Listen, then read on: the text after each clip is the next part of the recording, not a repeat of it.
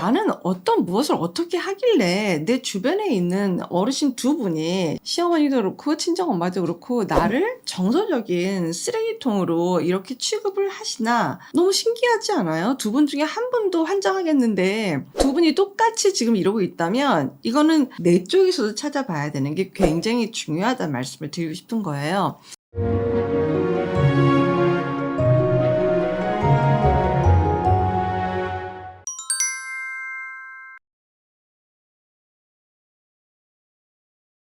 안녕하세요. 이주은 부부상담 원장 이주은입니다. 사례를 다뤄볼게요. 시어머니는 계속 자기 말만 들어달래요. 힘들어요. 그러고선 저는 안 받아주세요. 저희 친정엄마랑 똑같아요. 이렇게 짧게 주셨어요. 영상에 댓글로 주신 건데요. 여러분들이 영상에다가 이런 걸 좀 다뤄주세요 라는 것들을 주시게 되면 최대한 반영해서 다뤄보도록 하겠습니다. 시어머니가 나를 존중하지 않아요. 저를 함부로 대하는 경향이 있어요. 당신 말만 들으라는 이야기를 하고 실질적으로 저를 이렇게 받아주진 않으세요. 친정엄마랑 똑같아요 라는 걸 봤을 때 두 어르신들에 대한 거는 그래 참 씁쓸하겠다, 속상하겠네, 어르신들이 참 힘들게 하는구나, 안타깝다, 아쉽다, 이제 이걸로만 끝나게 되면은 어르신들 관점으로만 보면 사실 우리는 변화할 수 있는 게 없어요. 여러분들 우리가 영상에서 계속 다뤘지만 실제 변화시킬 수 있는 가장 쉬운 거는 나를 변화시키는 거가 가장 쉽고 그것만이 가능해요. 우리는 타인을 변화시키려는 게 아니라 내가 변화가 돼야 타인도 변화가 돼요. 어차피 나하고 연이 끊어지지 않는 이상은, 내 주변의 지인인 이상은 나의 영향을 안 받을 수는 없거든요. 그러니까 나는 어떤 무엇을 어떻게 하길래 내 주변에 있는 어르신 두 분이 시어머니도 그렇고 친정엄마도 그렇고 나를 정서적인 쓰레기통으로 이렇게 취급을 하시나 너무 신기하지 않아요? 두 분 중에 한 분도 환장하겠는데 두 분이 똑같이 지금 이러고 있다면 이거는 지금 역동이 지금 두 개가 똑같이 쌍으로 발생한 거잖아요. 그러면 어르신들의 문제로만 보고 이거를 덮기에는 도대체 어떤 요인이길래 이런 상황이 벌어지나를 내 쪽에서도 찾아봐야 되는 게 굉장히 중요하다는 말씀을 드리고 싶은 거예요. 둘 중에 굳이 더 중요 인물이라고 따지게 되면은 우리 모두 시어머니가 될 리는 없지 않겠습니까? 친정 엄마는 나한테 굉장히 중요한 존재예요. 친정 어머니의 감정 쓰레기통부터 시작을 해야 어쩌면 시어머니한테서의 내 태도도 교정이 될 것 같아요. 나는 친정 엄마한테 내 얘기를 속 시원히 있는 그대로 엄마가 나를 수용해 주는구나 이런 느낌이 있을 정도로 내가 내 얘기를 하지 못하는데 친정 엄마는 내내 그냥 계속 당신 얘기를 하고 친정 아버지에 대한 불평 불만과 거친 표현과 거친 말, 욕하는 거, 이런 것들을 내가 내내 듣고 거기에다가 별로 내 의사를 얘기하지 못하고 그냥, 그래, 엄마 그래, 그랬겠네. 엄마 속상했겠어. 이런 적당한 추임새 넣어가면서 이제까지 이렇게 왔었을 터예요. 그러니까 친정 엄마도 그냥 내 이야기를 잘 수용해 주니까 그냥 그런가 보다.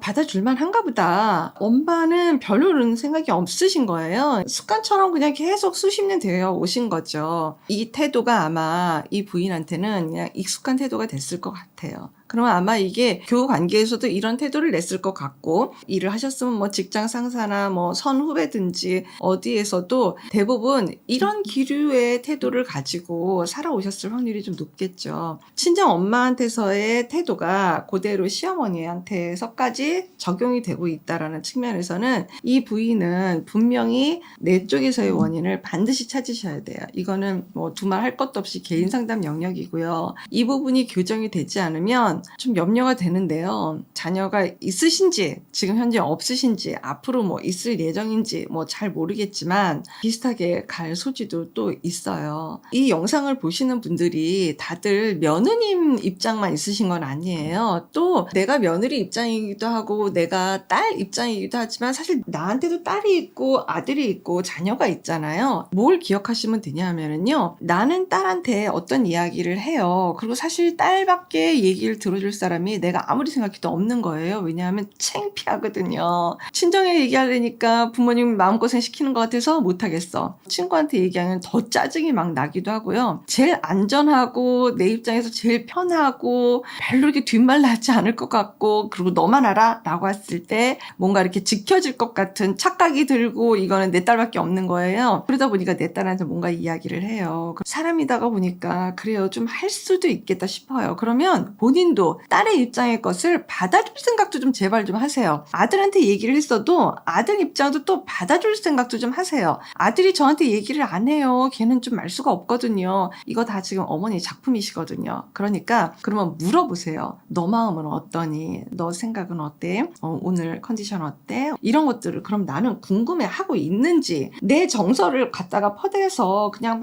일방적으로 넣었다면 그러면 그 아이 정서는 괜찮고 안녕한 건지, 여기에 대해서 좀 들여다봐야 될 의무가 있잖아요. 동등하고 공평하게 이게 오간다고 하면 얘기가 다른데, 이건 감정 쓰레기통을 해줘도 무슨 보람도 없고 뭐 보상도 없고 그냥 너는 당연하지 뭐 이렇게 해버리면 나는 정말 쓰레기통이 된 것 같거든요. 그러면 나는 너무 침울한 거예요. 내 인생이 너무 우울하고 너무 침체되어져 있고 나는 뭔가 싶고 잘못하시는 거라고 봅니다. 그러니까 모를 수 있어요. 몰랐으면 오늘 이 영상을 보시고 난 다음에 다가가서 물어보세요.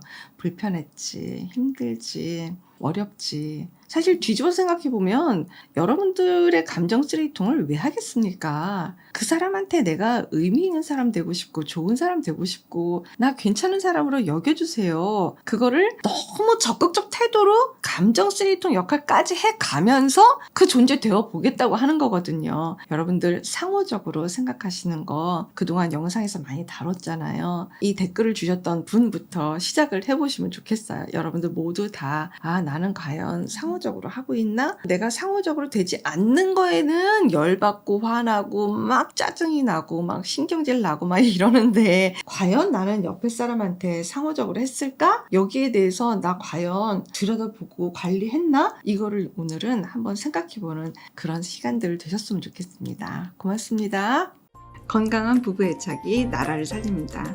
오늘도 영상 시청해주셔서 감사합니다. 고맙습니다.